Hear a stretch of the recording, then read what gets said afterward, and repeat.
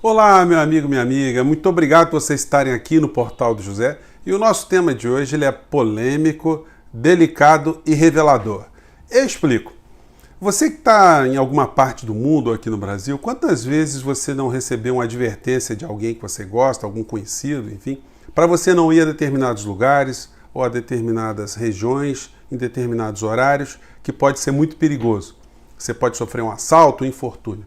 Pois bem, quem está analisando a política do nosso país, a economia e os sujeitos que conduzem os negócios públicos no Brasil e o comportamento dos grandes meios de comunicação e das estruturas, tem todo motivo, tem toda razão para andar tenso, andar preocupado e esperto, como as pessoas que foram advertidas para não ir a determinados lugares. É como aquelas matérias que a gente vê na televisão, na 25 de março, em São Paulo, quando perto do Natal, quadrilhas se organizam para assaltar as senhoras incautas ali com as suas bolsas, os senhores ali com as suas carteiras, enfim. Você vê os delinquentes ali trafegando e escolhendo as suas vítimas preferenciais. As vítimas preferenciais da elite econômica, a elite da administração pública, a elite política brasileira, a elite dos meios de comunicação, somos nós. Nós somos as vítimas, nós estamos sendo observados e é no nosso bolso ou bolsa que eles estão interessados. Ninguém vai atacar pessoas iguais da sua própria organização delinquente. Eles não vão tirar privilégios, eles vão simplesmente delimitar aonde é que cada um vai poder tirar de nós, tirar do cidadão brasileiro. Bom, se você está chegando agora, já deu para perceber que a gente toca em temas muito polêmicos. Se inscreva aqui no nosso portal, ajude a gente a compartilhar o nosso conteúdo. As nossas críticas aqui não são pessoais, a gente analisa o sistema, a estrutura do nosso país, a gente tenta o tempo todo amplificar ainda mais reflexões críticas sobre esses acontecimentos. Os comentários de vocês e as críticas são muito bem-vindos e o joinha fundamental, né, gente? Então vamos seguir em frente. Olha, gente, esse tema todo foi motivado por algumas inquietações que eu tenho. E aí hoje eu vi essa matéria aqui, essa texto, essa crônica do Hélio Gaspari, onde, apesar de ser muito experiente, ele está aqui no romantismo totalmente irreal.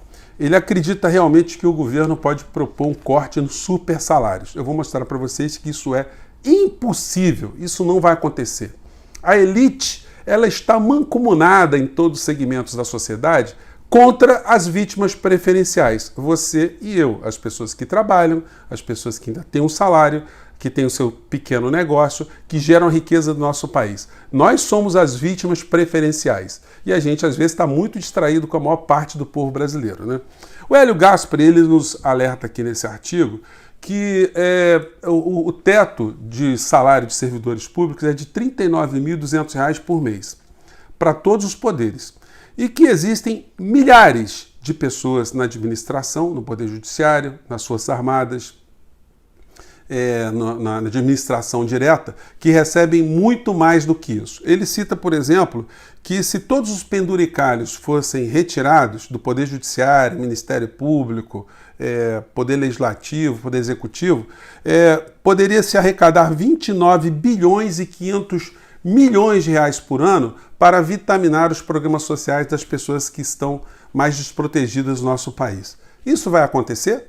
Bom, o Poder Judiciário tem pelo menos 200 mil magistrados, o número total de magistrados no Brasil deve chegar a 220, 230 mil magistrados no Brasil. 200 mil ganham mais de 50 mil reais por mês. Não são essas as distorções. Existem distorções porque tem 8.226 magistrados que ganham mais de 100 mil. 700 magistrados, mais ou menos, ganham mais de 200 mil reais.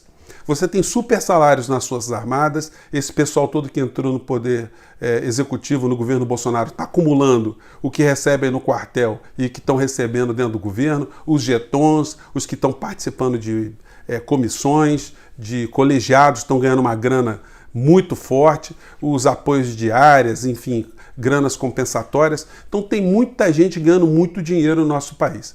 Quando você critica, você conhece uma pessoa dessa, você fala, pô, você está ganhando mais de 100 mil, o magistrado, se for o caso, ele vai dizer, não, eu ganho porque está na lei. Então ele, moralmente, ele tenta se desvencilhar da situação. absolutamente antirrepublicana, inexequível, né? Uma situação absolutamente bizarra num país tão pobre quanto o Brasil. Então eles sempre se escudam na lei. Bom, então o problema da lei? Então vamos mudar a lei. Como é que se muda a lei? O deputado federal que você elegeu, ele pode apresentar um projeto de lei mexendo com o Poder Judiciário? Resposta, não. Porque para mexer no Poder Judiciário, só tem duas alternativas. Ou um projeto de iniciativa do Supremo Tribunal Federal, ou seja, do próprio Poder Judiciário, ou uma emenda constitucional proposta no Congresso Nacional para alterar alguma situação entre os três poderes. Vocês acham que os deputados e senadores vão apresentar um projeto de emenda constitucional mexendo com o magistrado, com 1/3 do Congresso Nacional respondendo a processos criminais? Vocês acham que o presidente da República ele tem autoridade moral para chegar e propor um projeto para cortar esses penduricalhos dessas pessoas todas? O presidente que acumula uma série de situações também ilegítimas, um presidente que colocou a família toda dentro da política, com todo tipo de artifício, colocando um filho com domicílio eleitoral que não é da onde ele mora para poder disputar as eleições, para ganhar as eleições e poder ganhar dinheiro nos seus gabinetes? Qual é a autoridade moral que tem o presidente da República com todas essas acusações que são feitas a ele, à família dele e às pessoas que estão próximas dele? Então, a possibilidade de haver uma alteração no governo Bolsonaro em relação a isso é zero. E não são essas as iniquidades. A gente poderia contestar, por exemplo, o fato dos magistrados terem 60 dias de férias por ano. Gente, isso é um absurdo, é uma coisa absolutamente imoral. Mas se você pergunta para o juiz, ele vai dizer, não, está na lei. Um promotor de justiça, a mesma coisa, 60 dias de férias. Qual é a razão? A razão é que todos trabalham muito, têm uma vida muito estressante, então eles precisam de um tempo maior para descansar a mente e o corpo. Bom, vamos pensar que isso faz algum sentido. E as outras profissões, elas também não são estressantes? O cidadão comum não teria também que, por equidade, ter 60 dias de férias? Mas o que acontece com quase a integralidade dos magistrados? Eles pegam e vendem 30 dias das férias de 60, gozam 30 dias de férias e recebem mais uma grana adicional. Então eles deveriam ser obrigados a não trabalharem, a gozarem as férias para ficarem tranquilos. Então, gente, esse tipo de iniquidade, sem falar nos carros oficiais, nas compras que são feitas sem necessidade, o Poder Judiciário no Brasil inteiro, quando chega no final do orçamento, ao invés deles devolverem o excedente do orçamento, eles torram, nem que não tenha necessidade, licitações para comprar carros novos, prédios novos, reformas, isso tudo para não devolver o dinheiro para o erário. Isso é um fato que é facilmente comprovável. O Brasil tem situações onde a Justiça do Trabalho, quando o feriado é na sexta-feira, na quarta-feira já é feriado, eles não funcionam, o prédio está fechado. É o único país do mundo que você tem um feriado preparatório do feriado. Você não pode ter um feriado na sexta-feira. Então o feriado começa na quarta para o magistrado ir se aclimatando, na quinta ele já está mais consciente do feriado, aí sexta-feira o feriado é para valer. Então essas coisas, gente, só podem ser propostas num governo que tenha muita legitimidade, que possa vir a público com muita firmeza, possa fazer uma grande convocação nacional para um debate público. Mas isso não é provocado pelos grandes meios de comunicação, como eles escondem, de um certo modo, assuntos muito importantes do nosso cotidiano. E existe também uma questão ideológica. Por exemplo, quando a gente vê uma entrevista de Paulo Guedes sobre as pessoas que ganham super salários na administração pública, se depender dele, a gente não vai ter nenhum tipo de medida visando a equalizar essa situação. Vamos conferir aqui. Os salários da alta administração brasileira, eu acho que são muito baixos. Tem muita gente preocupada com o teto.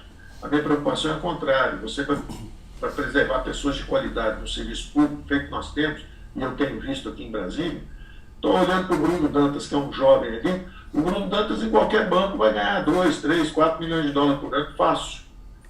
Pô, 3, 4 milhões de dólares fácil, né? Na verdade, ele não está mentindo, né? Muitas pessoas que entram para a administração pública, sobretudo na área da economia do nosso país, eles adquirem conhecimentos, informações estratégicas e vão trabalhar nos bancos privados para ajudarem os bancos ainda a saquearem mais o povo brasileiro.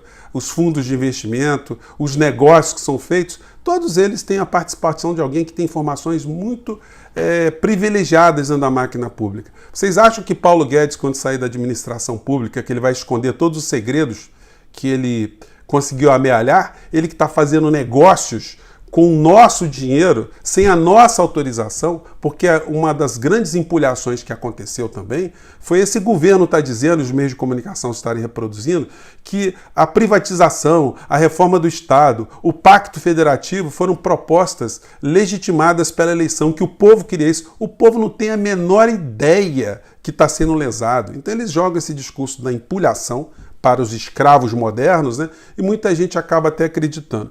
Muita gente acha que o governo Bolsonaro está acabando. Mas eu quero dizer a você o seguinte, esse governo nunca começou. Nós não temos um governo, nós temos uma pessoa que está ocupando a presidência da República e que ajuda a manter uma série de sub-esquemas dessas super-elites dentro da administração pública e fora da administração pública, cada um buscando proteger os seus interesses pessoais, seus interesses corporativos.